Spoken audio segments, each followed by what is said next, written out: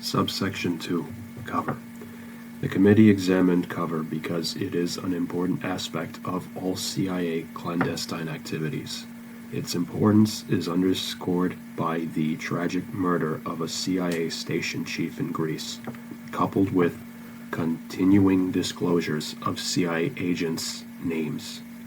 The committee sought to determine what, if anything, has been done in the past to strengthen cover and what should be done in the future. The committee found conflicting views about what constitutes cover, what it can do, and what should be done to improve it. A 1970 CIA Inspector General report termed the agency's concept and use of cover to be lax, arbitrary, uneven, confused, and loose. The present cover staff in the CIA considered the 1970 assessment to be simplistic and overly harsh. There is no question, however, that some improvements and changes are needed.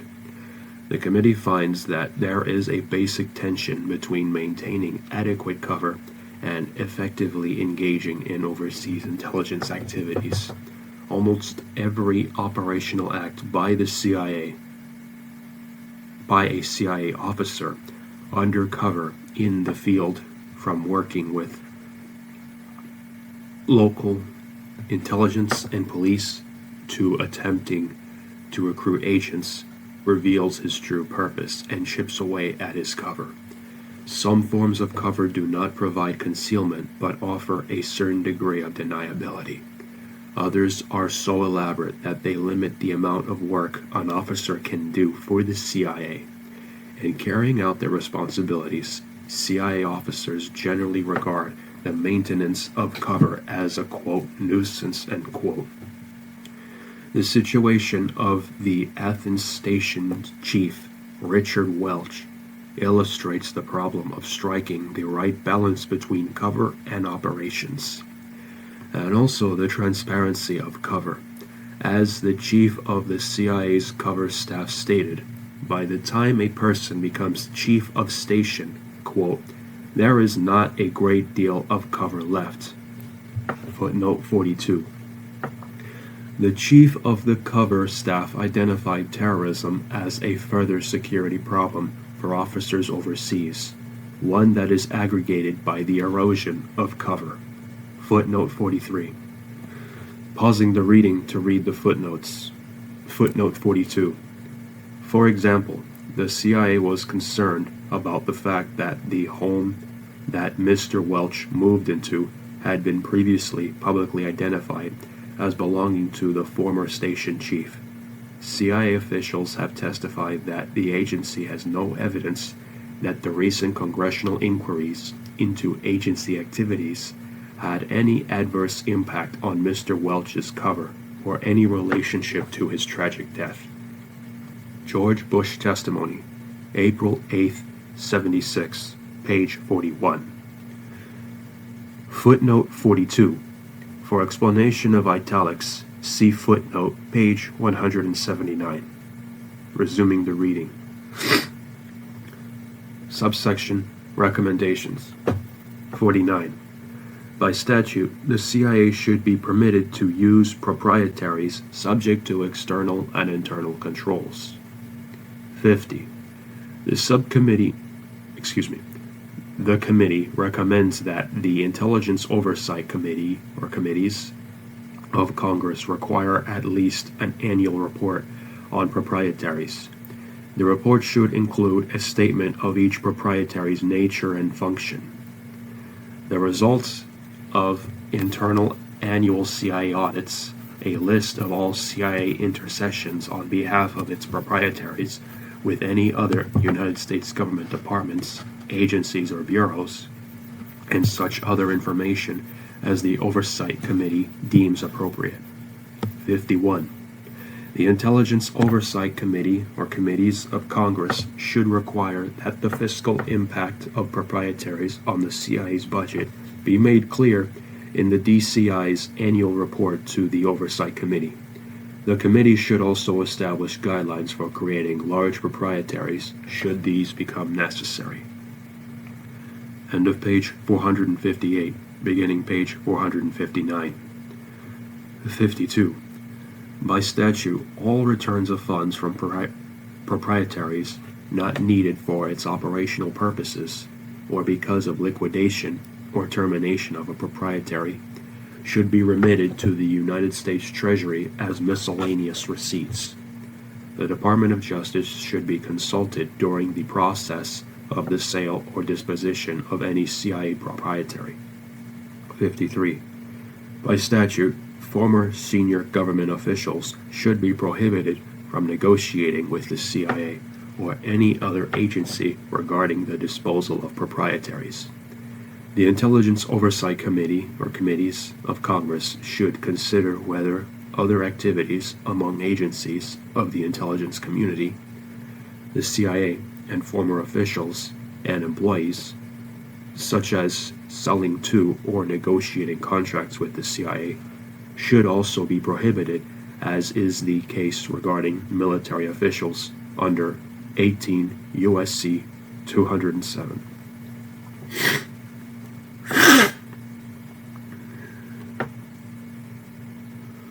Subsection J, or Section J, Intelligence Liaison.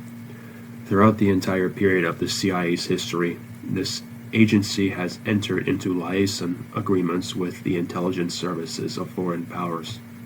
Such arrangements are an extremely important and delicate source of intelligence and operational support. Intelligence channels can also be used to negotiate agreements outside the field of intelligence. The committee notes that all treaties require the advice and consent of the Senate, and executive agreements must be reported to the Foreign Relations Committee of the Senate. Because of the importance of intelligence liaison agreements to national security, the committee is concerned that such agreements have not been systematically reviewed by the Congress in any fashion. Subsection Recommendations. 54. By statute, the CIA should be prohibited from causing, funding, or encouraging actions by liaison services which are forbidden to the CIA. Furthermore, the fact that a particular project, action, or activity of the CIA is carried out through or by a foreign liaison service should not relieve the agency of its responsibilities for clearance within the agency, within the executive branch, or with the Congress. 55. The Intelligence Oversight Committees of Congress should be kept fully informed of agreements negotiated with other governments through intelligence channels.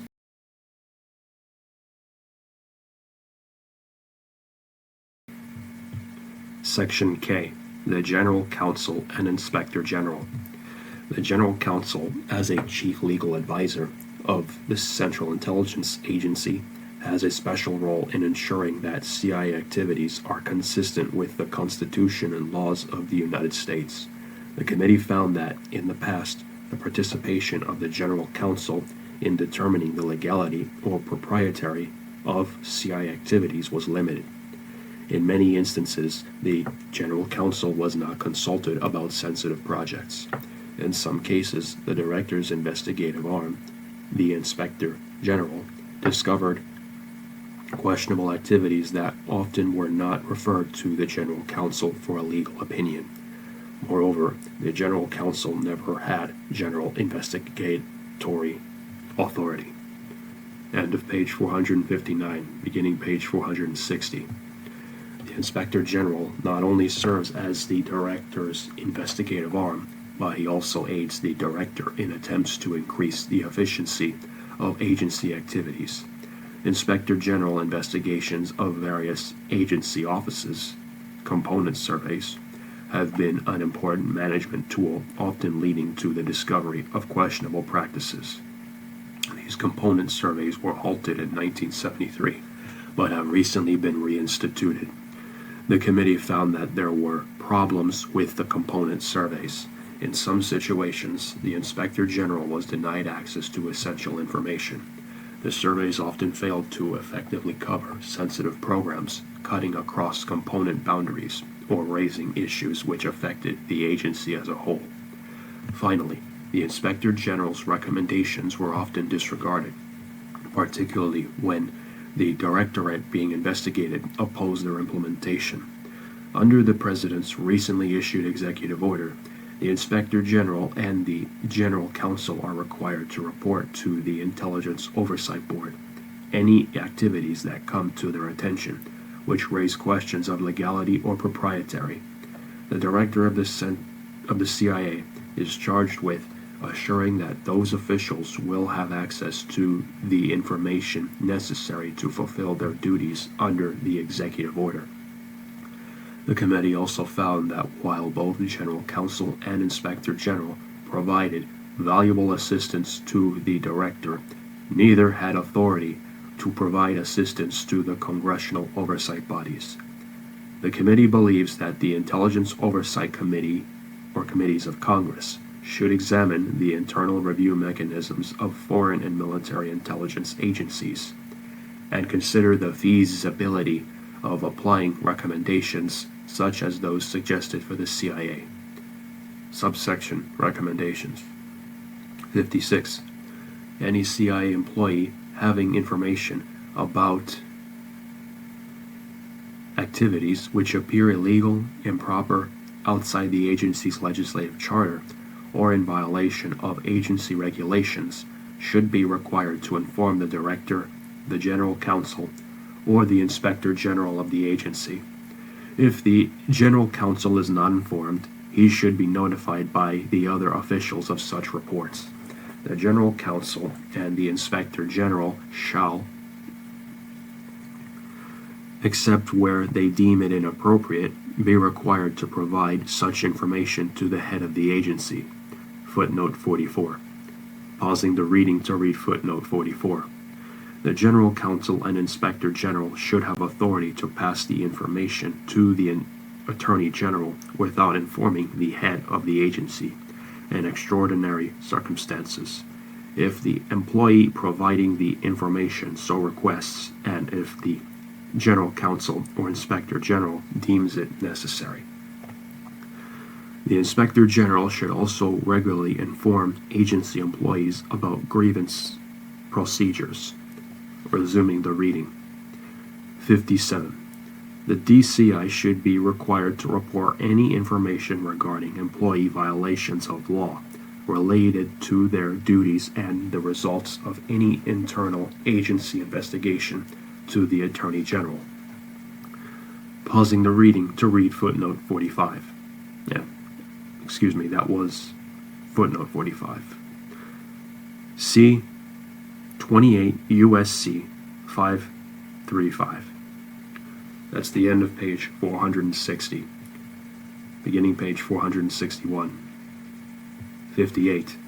By statute, the Director of the CIA should be required to notify the appropriate committees of the Congress of any referrals made to the Attorney General pursuant to the previous recommendation. Footnote 46. Pausing the reading to read footnote 46. Should the General Counsel or Inspector General determine that it would be inappropriate to notify the Director of an activity that appeared illegal, improper, outside the agency's legislative charter, or in violation of agency regulations, the General Counsel or Inspector General would be required to notify the appropriate committees of the Congress. Resuming the reading. 59. The Director of the CIA should periodically require employees having any information on past, current, or proposed agency activities which appear illegal, improper, outside the agency's legislative charter, or in violation of the agency's regulations, to report such information. 60. By statute, the General Counsel and the Inspector General should have unrestricted access to all agency information and should have the authority to review all of the agency activities. 61. All significant proposed CIA activities should be reviewed by the General Counsel for legality and constitutionality. 62. The program of component inspections conducted by the Inspector General should be increased, as should the program of surveys in sensitive programs and issues which cut across component lines in the agency. Footnote 47. Pausing the reading to read footnote 47. The Inspector General's component surveys should consider not only the effectiveness of the component, but should also examine the component's compliance with the legislative charter of the agency, agency regulations, and the law. The Director should be required to inform the Inspector General as to what actions have been taken on the recommendations made by the Inspector General. Resuming the reading. 63. The Director shall, at least annually, report to the appropriate committees of the Congress on the activities of the Office of the General Counsel and the Office of the Inspector General. Footnote 48. Pausing the reading to read footnote 48. The report should include a summary of all agency activities that raise questions of legality or propriety, and the General Counsel's findings concerning these activities. B. A summary of the Inspector General's investigations concerning any of these activities. C. A summary of the practices and procedures developed to discover activities that raise questions of legality or propriety. D. A summary of each component, program, or issue survey, including the Inspector General's recommendations to the Director's decisions. E. A summary of all other matters handled by the Inspector General. The report should also include of A. Major legal problems facing the agency. B. The need for additional statutes. C. Any cases referred to the Department of Justice. Resuming the reading. 64. By statute, the General Counsel should be nominated by the President and confirmed by the Senate. 65. The agency's efforts to expand and strengthen the staffs of the General Counsel and Inspector General should be continued. Footnote 49. Pausing the reading to read footnote 49. Efforts to recruit lawyers for the Office of General Counsel from outside the CIA should be increased. Efforts should also be made to provide for rotation of the attorneys in the General Counsel's office to other governmental positions. The Inspector General's office should be staffed by outstanding, experienced officers drawn from inside and outside the agency. Consideration should be given to establishing a greater number of permanent positions within the office. Individuals rotated into the Inspector General's office from another agency office should not be involved in surveys of offices to which they might return. The work of both offices would benefit from regular inspections from outside. Resuming the reading. 66. The General Counsel should be promoted to, and the Inspector General should continue to hold executive rank equal to that of Deputy Directors of the CIA. End of page 461. Beginning page 462. Section L. The Department of Defense. The intelligence agencies of the Department of Defense make a major contribution to the development, management, and operation of intelligence systems and to the production of military and technical intelligence information. Additionally, the department, with its major responsibility for the nation's defense, is a major user of finished intelligence. The committee's inquiry into the Department of Defense intelligence agencies focused on the department's intelligence budget, which comprises over 80% of the direct national United States intelligence budget. The committee also examined the Defense Intelligence Agency, DIA, the National Security Agency, NSA, and the intelligence activities of the military services. That portion of the investigation of NSA, which centered on the potential abuses, is presented in detail in the domestic section of the committee's report. Subsection 1. General findings and conclusions. The committee finds that despite the magnitude of the tasks and complexity of the relationships, most of the important collection activities conducted by the Defense Department, their reconnaissance and SIGINT systems, are managed relatively efficiently and are generally responsive to the needs of the military services as well as to the policymakers on the national level. Defense intelligence must respond to a range of consumers, policymakers in Washington, defense and technical analysts, and operational commanders in the field. Yet the primary mission of defense intelligence is to supply the armed services with the intelligence necessary for their operations. This overriding departmental requirement creates a major problem in the overall allocation of intelligence resources throughout the intelligence community. In promulgating Executive Order 11905, the administration has decided on a greater centralization of authority in the Director of Central Intelligence. The committee notes that this will require some changes in the Secretary of Defense's authority over allocating defense intelligence resources.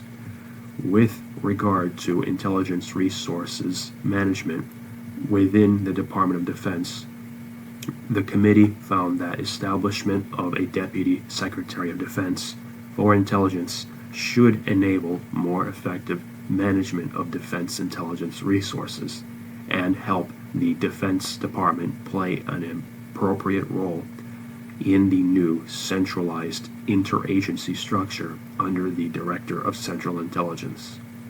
Increasingly, technological intelligence systems have grown capable of serving both the interests of national policymakers and planners and of field commanders. Thus, it is often difficult to distinguish between, quote, national, end quote, and, quote, tactical, end quote, intelligence assets, collection, or production. It is the committee's view that while the effect of the President's executive order giving the DCI more authority will be to bring national intelligence assets and budgets under the DCI's control and guidance. The defense intelligence programs, which are tactical, end of page 462, beginning page 463, in nature and integral to the military's operational commands, should remain under the control of the Secretary of Defense. The precise line drawn between the technical and military intelligence at any given time will have a significant impact on the definition of national intelligence and on the purview of any oversight committee or committees of Congress. Subsection 2. The Defense Intelligence Agency. Even though the Defense Intelligence Agency has been the principal agency for the production of intelligence in the Defense Department, Secretaries of Defense and other key DoD officials have frequently looked to other intelligence sources rather than to DIA. For example, Robert McNamara relied heavily on the CIA. Melvin Laird sought analysis from the Defense Department's Directorate of Defense Research and Engineering. James Schlesinger used a special net assessment group. This tendency of Secretaries of Defense to rely on analytic resources outside of DIA is partly but not entirely, related to dissatisfaction within DIA's performance. See the detailed report on DIA. Another factor is the obvious difference between the role of the Defense Department as manager of military intelligence collection systems and the role of the Secretary of Defense as a consumer of intelligence products. For example, the Secretary's requirements for political and economic intelligence are considerably different from the intelligence needs of the operating forces and Joint Chiefs of Staff, who are the primary military customers of DIA. Historically, DoD has managed the bulk of all technical intelligence collection systems, but the CIA has managed to many important national technical collection systems and has been in charge of much of the analytic function and is the primary producer of national intelligence. The largest proportion of intelligence needed by the military establishment, however, is tactical. Therefore, national intelligence is a secondary mission of DIA.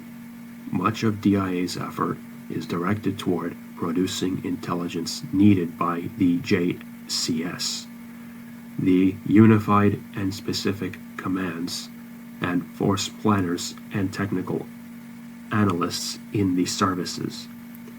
The Secretary of Defense, on the other hand, is equally more concerned with national intelligence.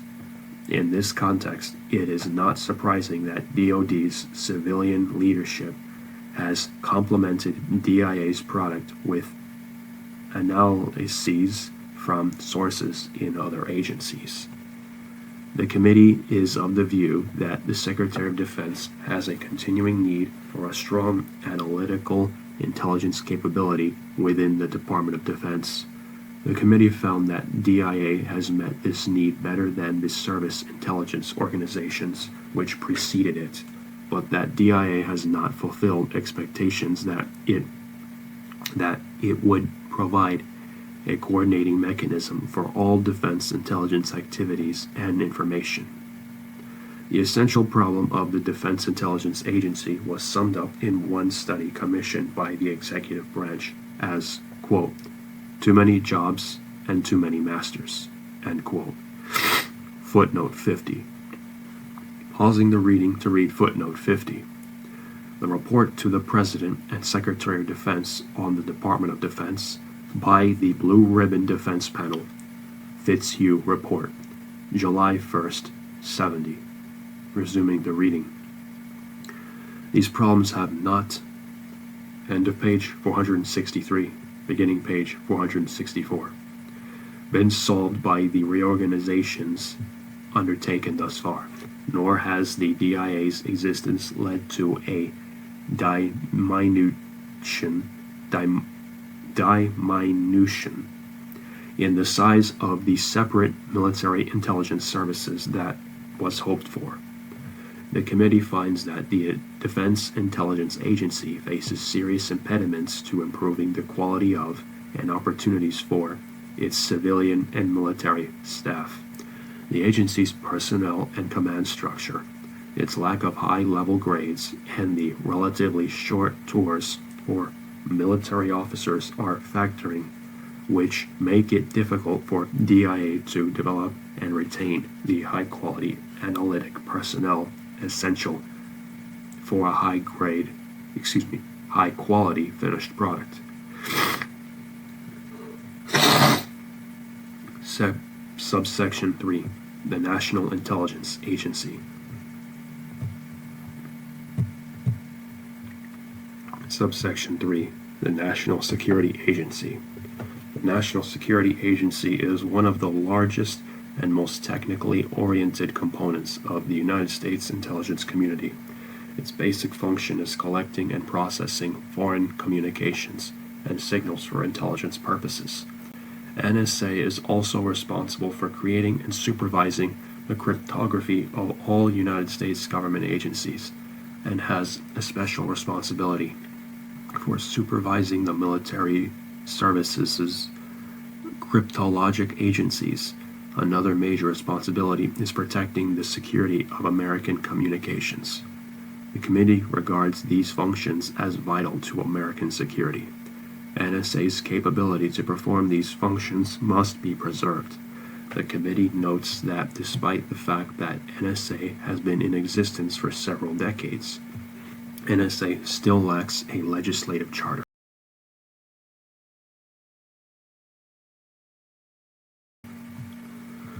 Moreover, in its extensive investigation, the committee has identified intelligence community abuses in levying requirements on NSA and abuses by NSA itself in carrying out its functions.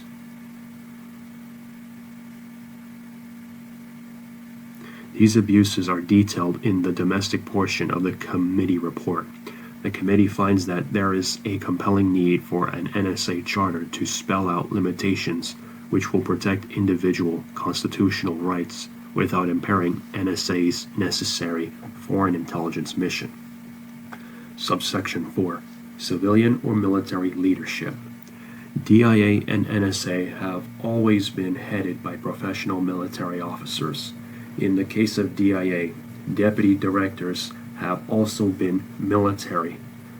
This past practice should not stand in the way of appointment of any individuals, whether civilian or military, best qualified to administer these sensitive agencies. Subsection 5. Special issues. Several important issues concerning NSA have been revealed during the course of the committee's investigation, which require regular reviews by both Intelligence Oversight Committee or committees of Congress and by the executive branch. How can the risks involved in the operations of collection systems be balanced against the value of positive intelligence information acquired through those operations? How far in the research/development process of collection systems should the competition between agencies continue? End of page 464. Beginning page 465. Before it leads to unwarranted duplication, should those who develop a system also manage its acquisition and subsequent operation, or should all operations be consolidated, for example, under the Department of Defense? How can the technology of advanced intelligence collection systems be better utilized to assist the civilian and domestic agencies of the government without compromising the principal mission or security of these intelligence systems, or the open character of these portions of American government? Subsection Recommendations. 67. In order to implement the committee's and the President's recommendations for expanding the DCI's resource allocation responsibility, appropriate adjustments should be made in the Secretary of Defense's general authority regarding defense intelligence activities and in the department's internal budgeting procedures. At the same time, there should be provision for the transfer to the Secretary of Defense of responsibilities, particularly tasking intelligence activities in the event of war. 68. By statute, the Intelligence Oversight Committee or committees of Congress, in consultation with the executive, should establish a charter for the Defense Intelligence Agency, which would clearly define its mission and relationship to other intelligence agencies. The committee recommends that the charter include the following provisions. A.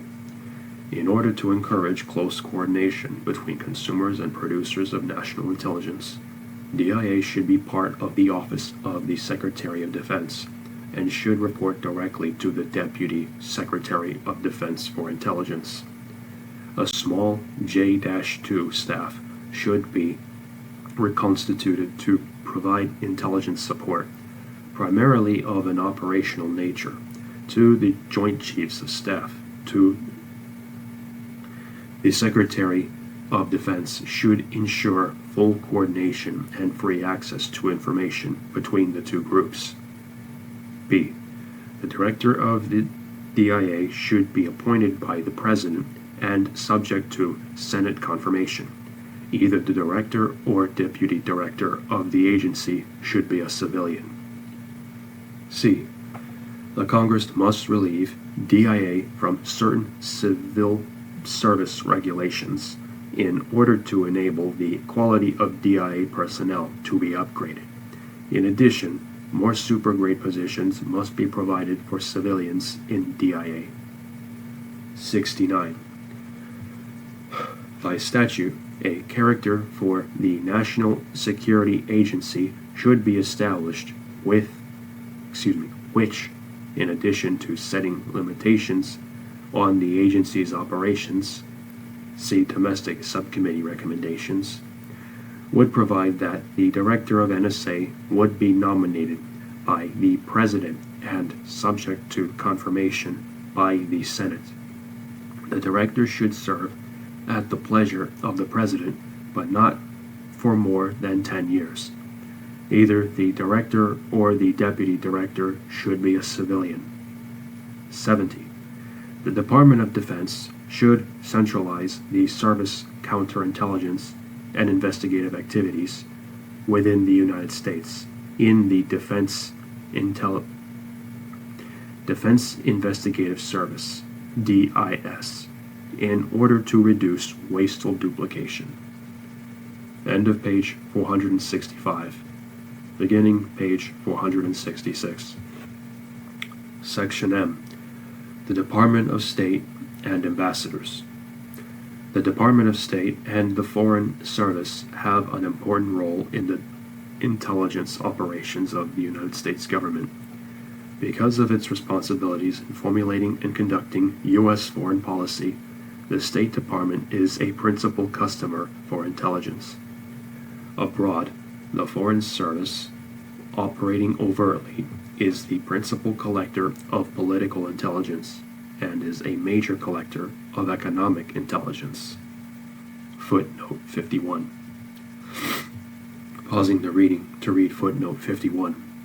The Department has often indicated in budget documents relating to intelligence as having a budget of $10 million, particularly for the Bureau of Intelligence and Research. However, the intelligence community staff estimates the costs attributable to the function of overt intelligence collection by the Foreign Service at $80 million.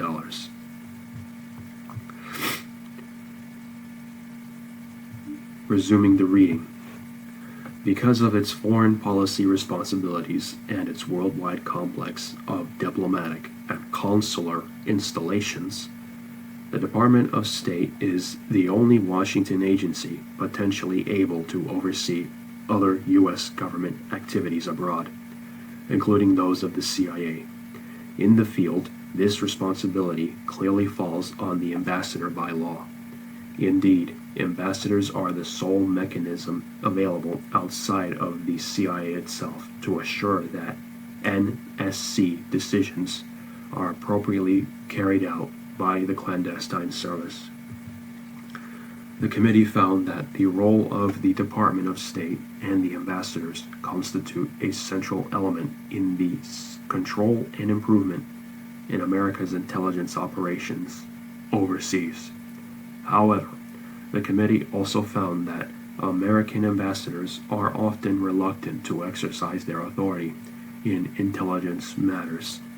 The department has not encouraged them to do so, and the administration has not issued directives to implement existing law covering the authority of ambassadors. The committee found that, in general, the Department of State exercised substantial high-level influence over decisions to undertake major covert action programs. In the field, ambassadors are generally knowledgeable and often involved in significant covert activities, projects. There were, however, Notable exceptions, such as the effort to prevent Salvador Allende from coming to power in Chile by means of a military coup, which was concealed from the Department, the Secretary of State, and the American ambassador to Chile. In contrast to covert action, the committee found that neither the State Department nor U.S. ambassadors are substantially informed about espionage or counterintelligence activities directed at foreign governments. Such coordination as exists in this respect is at the initiative of the Central Intelligence Agency and is infrequent. The committee found that there is no systematic assessment outside the CIA of the risks of foreign espionage and counter-espionage operations, and at the extent to which those operations conform with overall foreign policy. In general, ambassadors in the field are uninformed about specific espionage activities within their countries of assignment. Unlike the case of covert action, ambassadors are not asked to appraise the risks of espionage activities, nor to access their benefits. Often, ambassadors do not want to know the specifics of such operations, and what coordination as exists in their cases is based on a general injunction from them to the station chiefs that they not be confronted with any, quote, surprises, end quote. End of page 466. Beginning page 467. That is not always enough if an ambassador wishes to participate in policy decisions. For example, a shift of resources toward recruitment of internal targets in a Western country was under consideration between Washington and the field, and the U.S. ambassador had not been informed. In this connection, the committee believes it would be unrealistic to use clandestine recruitment to try to establish a kind of intimate relationship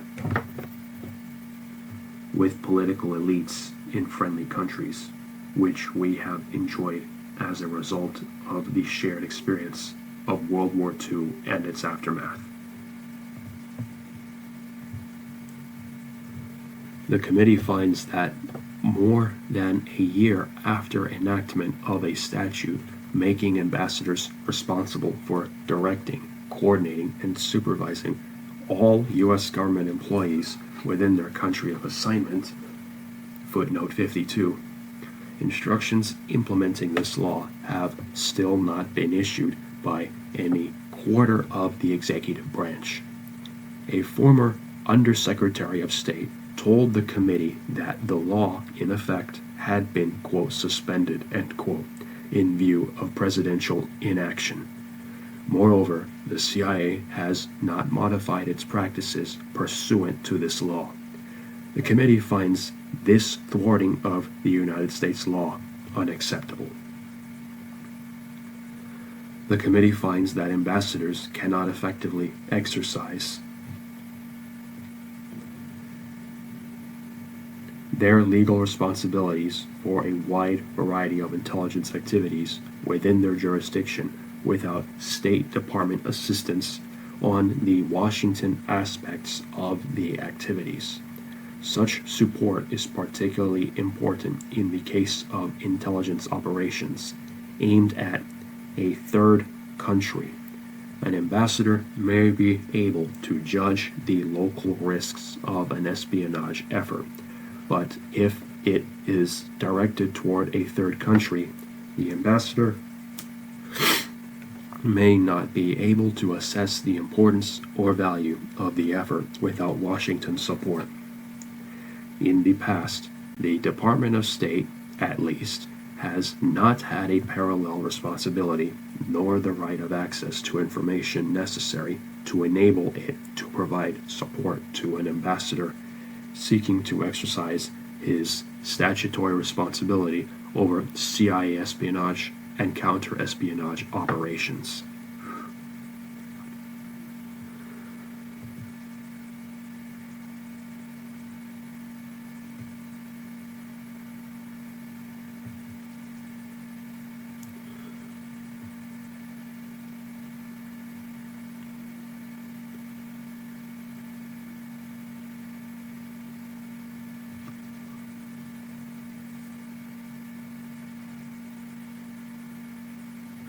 I'm going to pause the reading there and read footnote 52. 22 USC 268A. The instructions prepared by the State Department and forwarded to the NSC have been opposed by the CIA on the grounds that the CIA still has a responsibility to protect sources and methods from unauthorized disclosure. The NSC has not acted on the proposed instructions.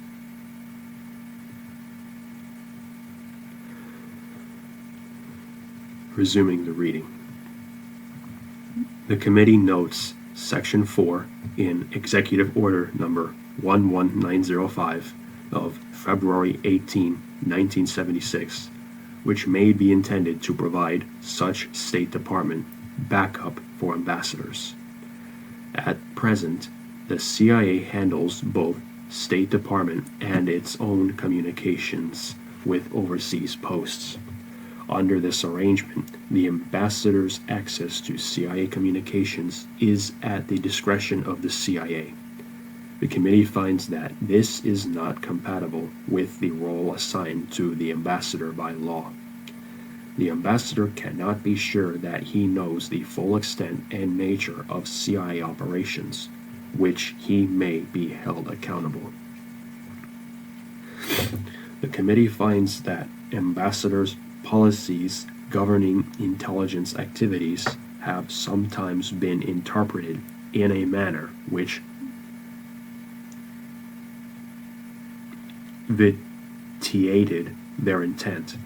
For example, one ambassador prohibited any electronic surveillance by his embassy's CIA component. The head of the CIA component interpreted this to proscribe only CIA electronic surveillance, and believed that such surveillance could be conducted in cooperation with local security services.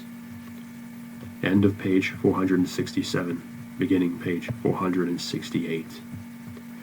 The committee found evidence that CIA station chiefs abroad do not always coordinate their intelligence reporting on local developments with their ambassadors. The committee does not believe that ambassadors should be able to block CIA field reports. However, it found that there was no standard practice for ambassadors to review and comment on intelligence reporting from the field. The committee finds that the Foreign Service is the foremost producer in the United States government on foreign, political, and economic matters.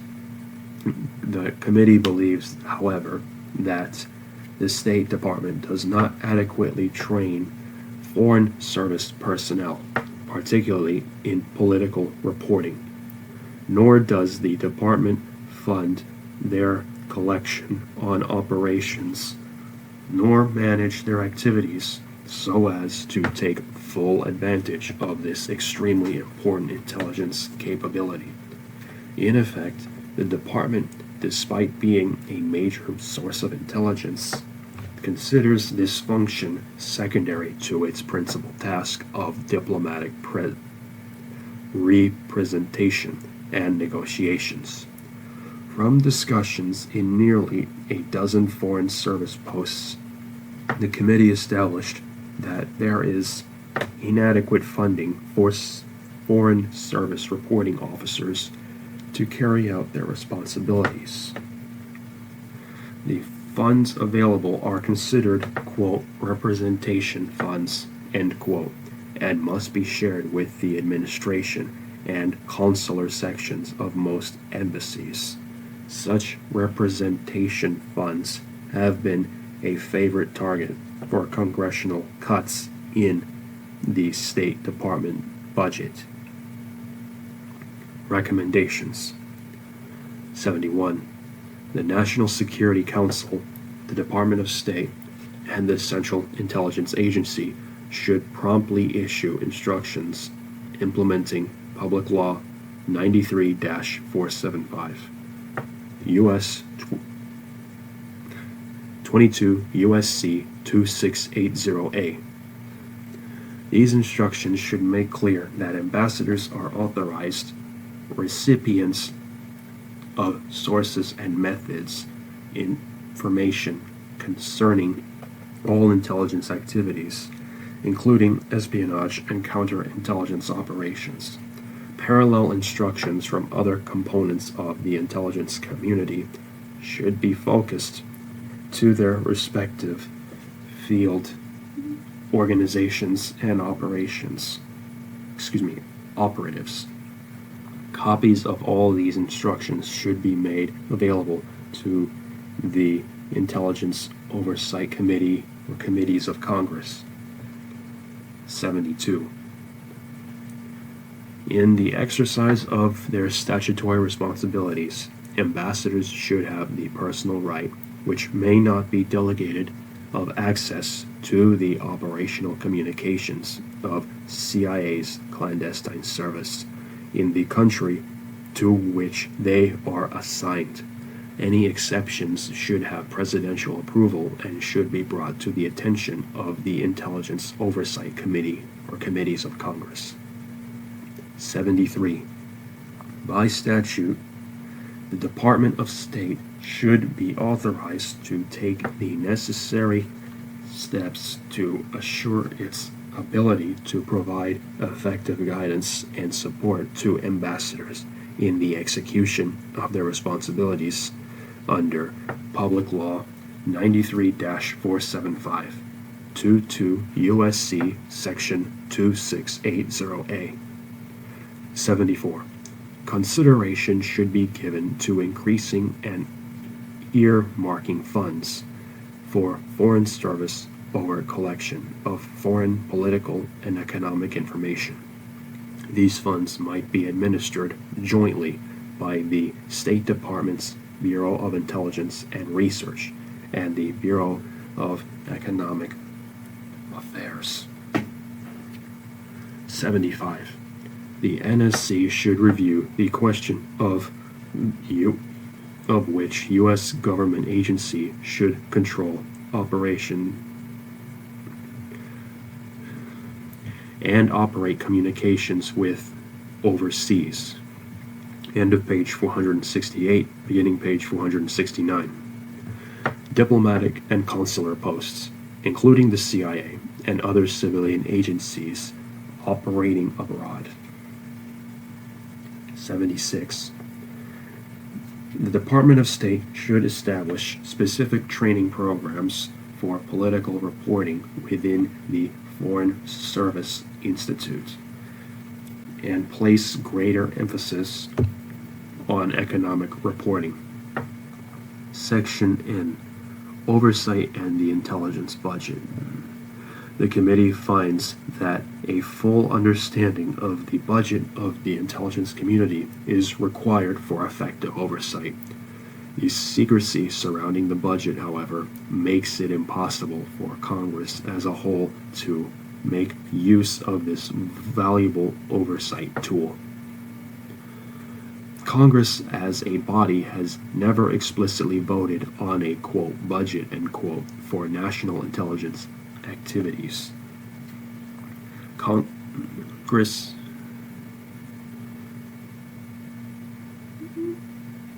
has never voted funds specifically for CIA, NSA, and other national intelligence instrumentalities of the Department of Defense.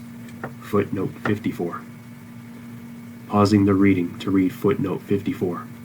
Funds for the intelligence activities of the Department of State, ERDA, and the FBI are reviewed by the appropriate congressional committees and are voted upon by Congress as a whole when Congress appropriates funds for these agencies.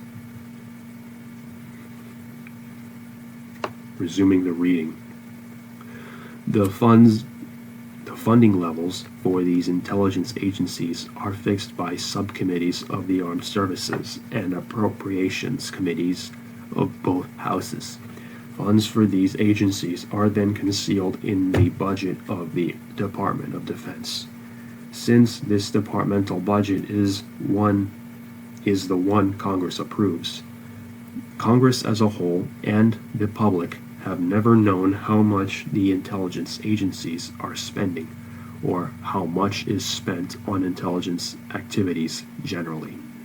Neither Congress as a whole nor the public can determine whether the amount spent on intelligence or by the intelligence agencies individually is appropriate given the priorities, because the funds for intelligence are concealed in defense appropriations. Those appropriations are thereby inflated. Most members of Congress and the public can neither determine which categories are inflated, nor the extent to which funds in the inflated categories are being used for purposes for which they are approved. Finally, the committee believes there is serious question as to whether the present system of complete secrecy violates the constitutional provision that no money shall be drawn from the Treasury, but in consequence of appropriations made by law, and a regular statement and account of the money receipts and expenditures of all public money shall be published from time to time. Footnote 55. Pausing the reading to read footnote 55. United States Constitution, Article 1, Section 9, Clause 7. Resuming the reading. The committee believes that the overall figure for national intelligence activities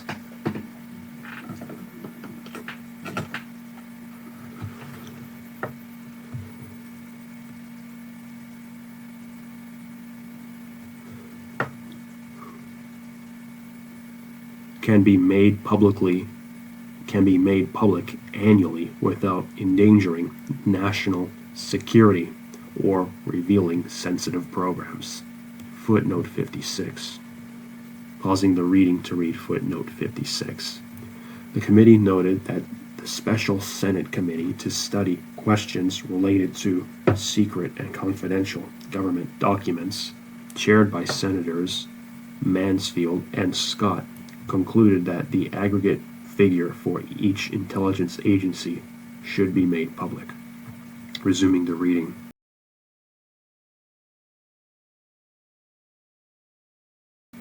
The committee carefully examined the possible impact of such disclosure on the sources and methods of intelligence gathering and believes it to be minimal. The committee found that the primary concern about this, end of page 469, beginning page 470, level of disclosure was that it would lead to pressure for even more detailed revelation, which would compromise vital intelligence programs. The committee believes that disclosure of an aggregate figure for national intelligence is as far as it is prudent to go at this stage in reconciling the nation's constitutional and national security requirements. Public speculation about overall intelligence costs would be eliminated. The public would be assured that funds appropriated to particular government agencies were in fact intended for those agencies, and both Congress and the public would be able to assess overall priorities in the governmental spending. The committee's analysis indicated that blank billion constitutes the direct costs to the United States for its national intelligence program for FY 1976. This includes the total approved budgets of CIA, DIA, NSA, and the National Reconnaissance Program. Footnote 57. Pausing the reading to read footnote 57. The direct costs of the intelligence activities of ERDA, FBI, and State Department are contained in their respective budgets. Resuming the reading. If the cost of tactical intelligence by armed services and indirect support costs, footnote 58, which may be attributed to intelligence and intelligence-related activities, is added, the total cost of U.S. government intelligence activities would be twice that amount. This represents about 3% of the total federal budget and about 8% of controllable federal spending. Pausing the reading to read footnote 58. Indirect support costs include costs for personnel, operations, and maintenance which support intelligence activities. Examples are the operation of training facilities, supply bases, and commissaries. Resuming the reading. It should be stressed that this larger estimate represents a full cost and includes activities which also fulfill other purposes. Thus, the entire amount could not be, quote, saved, end quote, if there were no intelligence activities funded by or through the Defense Department. The CIA's budget for the fiscal year is contained in the Defense Department budget. The committee found that the CIA spends approximately 70% more than it is appropriated, with the additional funds coming from advances and transfers from other agencies. These transfers and advances are made with the knowledge and approval of OMB and the appropriate congressional committees. The use of advances and transfers between agencies is a common governmental practice.